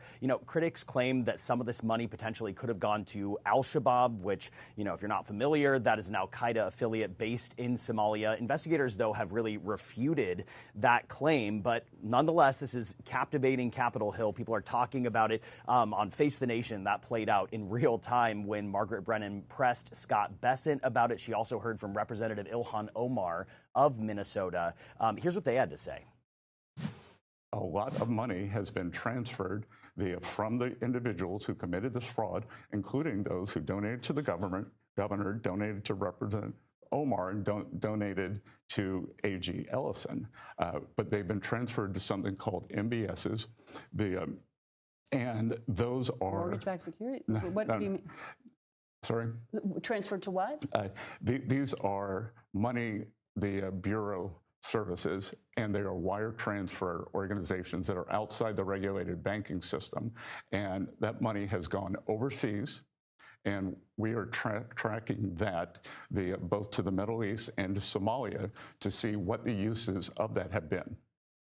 If there was a linkage in the money that they had stolen going to terrorism, then that is a failure. of the FBI and our court system in not figuring that out and basically charging them with these charges. But if that is the case, if money from U.S. tax dollars is being sent to help with terrorism in Somalia, we want to know. Yeah. And we want those people prosecuted. And we want to make sure that that doesn't ever happen again. So you can see the big question here is, where did that money go? You know, we have an incredible reporter on the ground for WCCO, our Minneapolis owned and operated station, Jonah Kaplan. He says that he spoke to federal investigators who say that the money mainly went to the fraudsters themselves. We're talking houses, cars, jewelry, things of that matter. But nonetheless, this is really raising some serious questions over a pretty mind-blowing scandal unfolding in Minnesota, Reed. Tom Hansen, thank you so much for that report. Where did the money go? We ain't talking about no little bit of money. We supposed to be able to find that. We supposed to be able to find that. They ain't talking about no little bit of money. I think some people scrambling right now, trying to cover their tracks, and all this stuff is going to put some people in trouble. It seemed like a lot of people got rich. This morning, the Department of Homeland Security linking multiple Democratic lawmakers in Minnesota to an illegal Somali national arrested as part of the immigration crackdown there. Abdul Dahir Ibrahim entered the U.S. in 1995 after being deported from Canada, where he was charged with welfare and asylum fraud. He had been living in Minnesota despite an order by an immigration judge for his removal back in 2004 because of his extensive history of fraud charges. He was finally arrested by ICE agents last week. DHS did post these pictures online of Ibrahim with multiple Democrats they say have allowed him to keep living in the U.S. under sanctuary policies, including failed Minneapolis mayoral candidate Omar Fattah, Congresswoman Ilhan Omar, and Governor Tim Walz. At the same time, the Centers for Medicare and Medicaid Services is threatening to cut off funding to Minnesota over concerns of fraud in the state. It's true. A Somali fraud ring in Minnesota stole over $1 billion from Medicaid. How did this happen? Well, Medicaid programs are run by the states, which in Minnesota means the Tim Walz administration. Governor Walz and the state's other Democrats rely on Somali votes to get elected, so they decided to look the other way because they were afraid of, quote-unquote, political backlash. Our message to Walz is clear. Either fix this in 60 days or start looking under your couch for spare change, because we are done footing the bill for your incompetence. Governor Walz is also He said, look under your couch for spare change, Lord of mercy. So under investigation by the House Oversight Committee. Last week, Chair James Comer gave him a December 17th deadline to provide documents and records related to the investigation. I'm about to get in trouble. I'm Matt Gelka in Washington, where the president went on a disparaging rant against the Somali community in Minnesota this week. Sure as the did. state prepares It for was a new ICE disparaging. crackdown. Immigration and Customs Enforcement launched an operation reportedly targeting Somali nationals in the Minneapolis-St. Paul region of Minnesota Wednesday. The new enforcement coming after the president ripped into the Somali community. I don't want them in our country, I'll be honest with you, okay? Somebody would say, oh, that's not politically correct. I don't care. I don't want them in our country. Their country's no good for a reason. Their country stinks, and we don't want them in our country. I could say that about other countries, too. Minnesota is home to the largest Somali community in the country, and the Trump administration is investigating a $1 billion fraud claim in the state where public assistance tax dollars have allegedly been funneled to terrorist organizations based in Somalia. Trump targeted Somali-American Congresswoman Ilhan Omar in his rant. We're going to go the wrong way if we keep taking in garbage into our country. Ilhan Omar is garbage. She's garbage.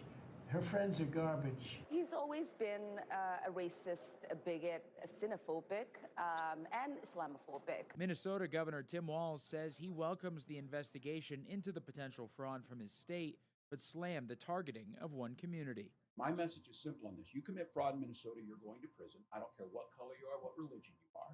Sitting on the sidelines and throwing out accusations, and let's be very clear, demonizing an entire population and lying to people about the safety and security of this state, is beneath that. Republicans have increasingly blamed Walz for the fraud scandal. Tim Walz refuses to take accountability for the fraud he created and enabled. President Trump is committed to justice for the crimes against the taxpayers of Minnesota. Critics say the ICE crackdown on the Somali community is a waste of time and money because the overwhelming majority of Somalis living in Minnesota are naturalized U.S. citizens, according to census data. Reporting in Washington, I'm Matt Gelka. Well, Mr. President, thank you for giving me a very interesting job. Some days it's a little controversial too, but it's been an honor to work for you. You are a great American. The fights that you pick are the right fights, and they're always on behalf of this country. So I appreciate the chance to do this job heading up this department. If you think about what Joe Biden did with the Department of Homeland Security, he used this department to invade the country with terrorists. He opened up the borders, let anybody come in that wanted to. He put them on airplanes. He let them through our airports. If they could figure out a way to get to our shores and in our country, he just opened the door and invited them in. So it's our job to get them out. And I want to thank you for this team, because I look around the table and I think every single person here has helped me do my job over the last year. They've supported us at the border and given us resources. Marco negotiates all the travel documents and relationships with other countries to take their people home. 2 million people have gone home already. The people that were here illegally, you've removed from our country and sent home. And we're going to send more home for the holidays too, and make sure that they get to be with their families in their countries. Yes. Wow. Oh, they talking shit. Oh, they talking shit. Terrible, horrible people. And Pam makes sure she's fighting for us in court so that we can get up every day and be bold. We're going to hire our 10,000th ICE officer, will be on the job within 10 days. So we have hired 10,000. We've had hundreds of thousands of applications. We've got within the department, TSA went through this government shutdown without any delays. They all showed up for their shifts and worked hard doing security. And they have been absolutely fantastic. Sir, you made it through hurricane season without a hurricane. Yeah. And so FEMA, you kept the hurricanes away. So we appreciate that. And FEMA is deploying resources and dollars 150% faster than ever before. So if somebody does have something bad that happens to them, you are immediately there helping them and telling them they have the resources to get back up on their feet. So we have built and deployed hundreds of miles of border already. You have cut the fentanyl flow over the southern border by over 56%. You've saved hundreds of millions of lives with the cocaine you've blown up in the Caribbean. And, you told me to look into Minnesota and their fraud on visas and their programs. 50% of them are fraudulent, which means that wacko Governor Walz either is an idiot or he did it on purpose. And I think he's both, sir. He brought people in there illegally that never should have been in this country, said they were somebody that they're not. They said they were married to somebody who was their brother or somebody else. Fraudulent visa applications, signed up for government programs, took hundreds of billions of dollars from the taxpayers, and we're going to remove them and we're going to get our money back. And we're going to, this next year, make sure that we only put people in leadership positions in this country that love this country and have its back. So thank you for letting us get up every day and have a purpose. We appreciate you. Man. All right. All right, finally, we're going to summarize this whole thing before we get up out of here. We're going to do a summary before we get out of here. At this point, I think we all should have an idea of what's going on and what's to come.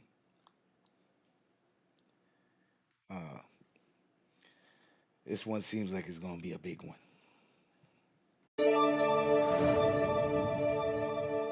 I'm national correspondent Kayla Gaskins in Washington. In Minnesota, a massive fraud scandal is gaining national attention. Federal prosecutors say at least $1 billion in taxpayer funds, money intended to feed children during the pandemic, was stolen in a widespread scheme. A $1 billion fraud scandal is shaking Minnesota politics and putting Governor Tim Walz on defense. Do you take responsibility for failing to stop this fraud in your state? Well, certainly I take responsibility for putting people in jail. Prosecutors say over $1 billion in taxpayer funds was stolen. Money meant to feed children, house the homeless, and treat those with autism. Those convicted so far are mostly members of Minnesota's Somali community, accused of billing the state for services that never existed. President Trump slamming Governor Walz for allowing this rampant fraud to happen on his watch. I think there's something wrong with him. Anybody that would do what he did, anybody that would allow those people into his state and pay billions of dollars out to Somalia. We give billions of dollars to Somalia. I will note, it's not just Somalis. Minnesota is a generous state. Minnesota is a prosperous state, a well-run state. We're AAA bond rated, but that attracts criminals. The first fraud charges came in 2022 against Feeding Our Future, accused of using taxpayer money for luxury cars and real estate instead of food for kids. But state officials had raised red flags 2 years earlier, questioning suspicious invoices. The New York Times reports the group pushed back, warning the state that delaying approval for minority-owned businesses would lead to a racism lawsuit. A later state audit found some officials were hesitant to crack down, fearing racism accusations in the post-George Floyd climate. House Majority Whip Tom Emmer is now calling on the Justice Department to investigate reports that money stolen from Minnesota through these fraud schemes may have been funneled into the hands of Al-Shabaab, a Somali-based terror group. In Washington, I'm Kayla Gaskins. I'm Matt Gelka in Washington, where the president went. Tisha said for the super chat, says, imagine one group of thieves telling another group of thieves that they can't steal anymore. These Euro colonizers are a joke. Tell me about it. Tell me about it. On a disparaging rant against the Somali community in Minnesota this week, as the state prepares for a new ICE crackdown. Immigration and Customs Enforcement launched an operation reportedly targeting Somali nationals in the Minneapolis-St. Paul region of Minnesota Wednesday. The new enforcement coming after the president ripped into the Somali community. I don't want them in our country, I'll be honest with you, okay? Somebody would say, oh, that's not politically correct. I don't care. And Letitia's I don't want them in our... _3_1 donated $4.99 through Super Chat. Imagine one group of thieves telling another group of thieves that they can't steal anymore. These Euro colonizers are a joke.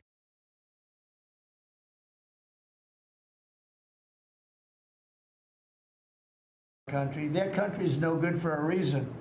Their country stinks, and we don't want them in our country. I could say that about other countries too. Minnesota is home to the largest Somali community in the country, and the Trump administration is investigating $1 billion fraud claim in the state where public assistance tax dollars have allegedly been funneled to terrorist organizations based in Somalia. Trump targeted Somali-American Congresswoman Ilhan Omar in his rant.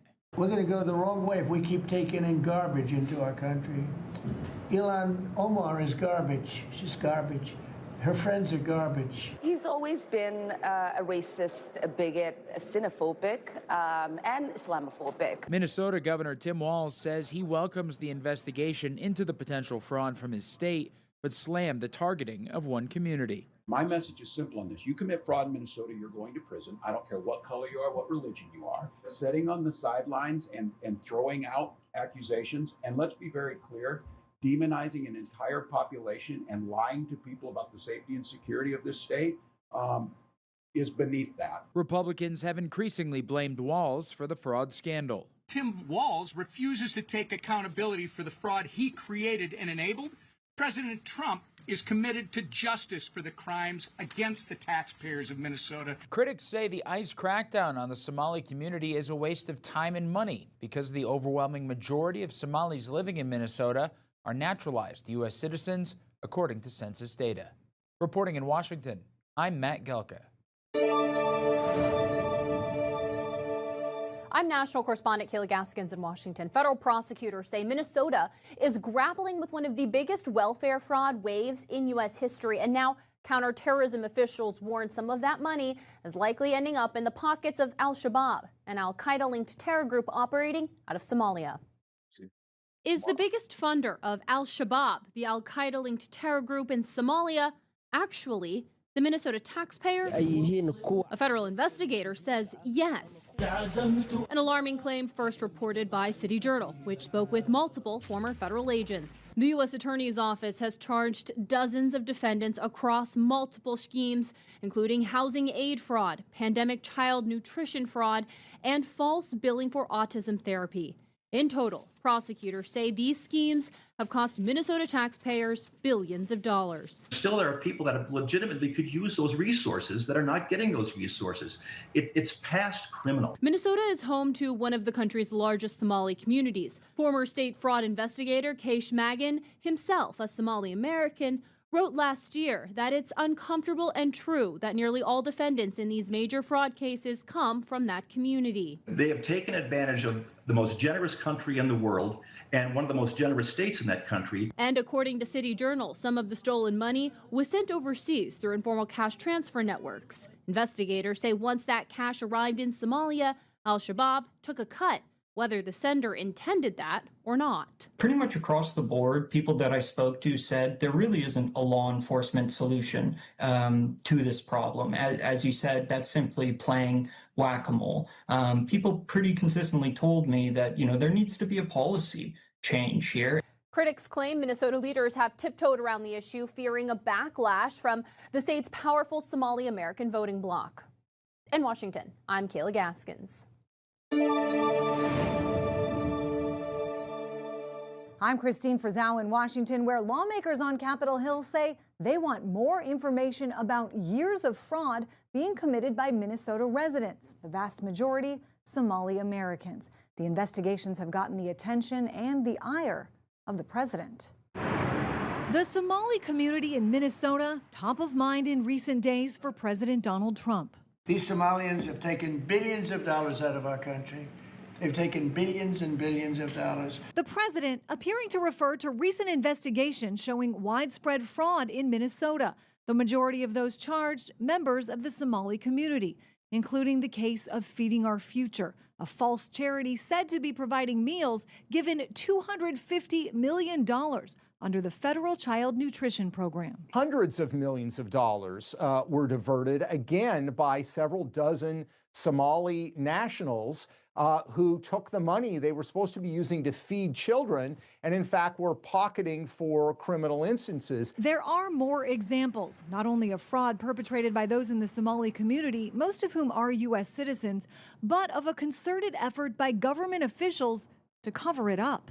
The corruption went on and on and on for years because there was this climate of fear of wanting to raise these issues. They're concerned about, maybe being called racist or bigoted. House Oversight Committee Chairman James Comer sending The race card was being used like crazy. Letters to Minnesota's governor and attorney general seeking information about why state regulators were reluctant to take action in response to allegations involving the Somali community, and related to accusations the Department of Human Services deleted data to cover up the rampant fraud. No. Congresswoman Ilhan Omar, who is herself Somali American and represents the region in Congress, was asked how the fraud got so out of control. I just think that a lot of the COVID programs that were set up, they were set up so quickly that a lot of the guardrails did not get created. And that's, the Democrats caused that. The Democrats caused that. Why are they playing? Federal prosecutors have already said more indictments in these Minnesota cases are coming. It will be front and center on Capitol Hill and in Minnesota, where Governor Tim Walz is running for a third term. I'm Christine Frizzau for the National News Desk. See a huge focus on bringing negativity to the Somali community and connecting them to the Feeding Our Future scandal. But what we have to remember is, number one, that was a very, very, very small group of individuals involved in that fraud. They're being held accountable under the law. Many, if not all of them, will face time in prison. But the face of that scandal was actually a white woman named Amy Bach. So I'm going to say the quiet part out loud today. That particular person is who gave access for the scandal to happen in the first place. And yet the focus is on Somali individuals. If it weren't for a white woman opening the door, none of it would have even happened in the first place. That means all of them guilty. The white woman, the black people, everybody guilty, man. And when this investigation is done, it look like some people going down. So let's be honest here. But we don't hear Donald Trump and ICE and their minions calling out white people who engage in fraud or crime or abuse. And I'm from a community that has unfortunately been impacted as a result of white people's crimes against black people that have gone unrecognized, that have never been addressed, and where we continue to be mistreated and stereotyped, even though our community for decades upon decades have been the ones who have suffered as a result of white privilege, white power, and white supremacy. He's wrong, and we want them here. Somali people have been an extraordinary benefit. I'll say it again. Somali people have been a benefit to our city for longer than I have been in our city. They have started businesses and created jobs. They have added to the cultural fabric of what Minneapolis is. They were welcoming to me when I first came out to Minneapolis. In fact, they were one of the first groups that I myself got to know. To, again, villainize an entire group is ridiculous under any circumstances. And the way that Donald Trump is consistently doing it, I think calls into question major constitutional violations. And it certainly violates the moral fabric of what we stand by in this country as Americans. Washington looking into the rampant state fraud in Minnesota that's already led to dozens of indictments. The U.S. House Oversight Committee and the Treasury Department both launched investigations into the massive fraud scheme lawmakers say used taxpayer dollars to fund terror groups overseas. Oversight Committee Chair James Comer said Minnesota Governor Tim Walz was warned about massive fraud in a pandemic food aid program for children, yet he failed to act. Instead, whistleblowers who raised concerns faced retaliation. Because of Governor Walz's negligence, criminals, including Somali terrorists, stole nearly $1 billion from the program while children suffered. And one of the journalists who uncovered the scandal says the massive operation was extensive and expanded over many years. It's not just a single billion, but sources in Minnesota tell me it's multiple billions of dollars that have been stolen by Somali migrants, predominantly in Minneapolis. They were doing things like faking autism diagnoses, faking autism treatment plans, opening up fraudulent autism centers, and then bilking hundreds of millions of dollars from taxpayers. This is the biggest systematic fraud scandal, and it's not just a few isolated individuals. I think we're looking at hundreds of Somali families and really widespread recognition within the Somali community. Developing this morning, the Department of Homeland Security linking multiple Democratic lawmakers in Minnesota to an illegal Somali national arrested as part of the immigration crackdown there. Abdul Dahir Ibrahim entered the U.S. in 1995 after being deported from Canada, where he was charged with welfare and asylum fraud. He had been living in Minnesota despite an order by an immigration judge for his removal back in 2004 because of his extensive history of fraud charges. He was finally arrested by ICE agents last week. DHS did post these pictures online of Ibrahim with multiple Democrats they say have allowed him to keep living in the U.S. under sanctuary policies, including failed Minneapolis mayoral candidate Omar Fattah, Congresswoman Ilhan Omar, and Governor Tim Walz.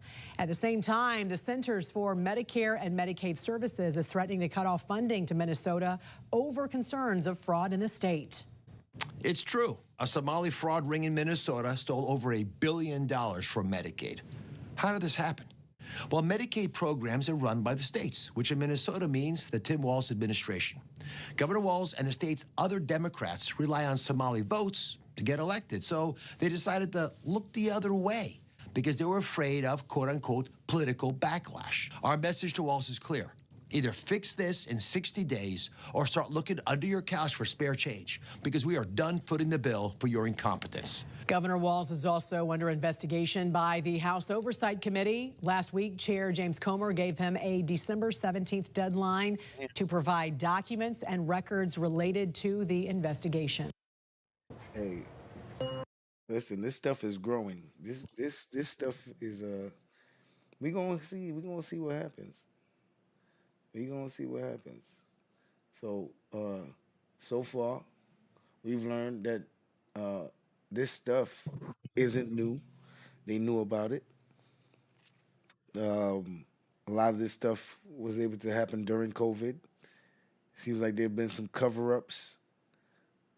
There's a white woman at the head of the organization of that program. Eon Omar and a couple other Democrats, including Mr. Walls over there, is buddy with one of the dudes that's part of the scheme. It seems like there's a lot more to come with this, and Trump ain't playing with y'all. Trump ain't playing with y'all. Them ICE raids, they that lady said we about to send them home to their families for the holidays. I said, God damn, she made it sound like it's good. I don't think they trying to go back right now. You think they are here to replace us? Man, it's crazy. Crazy. But funding the terrorism, that's gonna become a problem. Homeland Security gonna have to step in. So, everybody's on it right now. FBI, DHS, everybody's on this right now. ICE,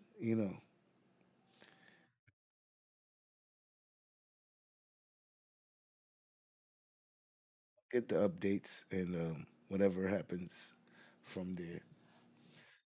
We'll get the keep you posted, I should say. Shout out to the chat. Shout out to the chat. Uh, I hope you guys got a good breakdown and understanding of this developing news.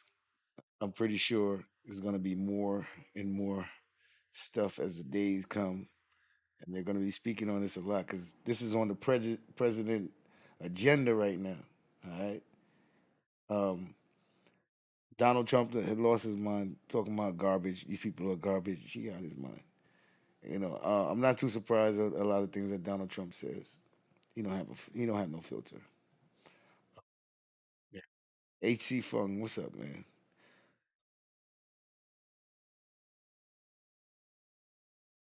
75% on welfare is a lot.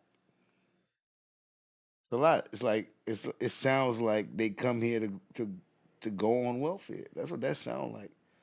I don't know. This is new to me. It's making national news, so a lot of people are going to be looking into it now. And now they got a lot of eyes on them. So what's in the dark is going to come to the light. And I'll be here looking. Wherever the light shines, I'll be right there looking at it. I want to thank everybody for coming out. We're going to wrap this up. I'll see you guys in the next live stream. Thank you. I appreciate your support. And we out of here, man. Shout out to the chat. Oh.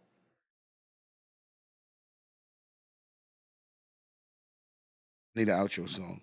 I ain't got one yet. Bye. All right, see y'all. I'm out of here.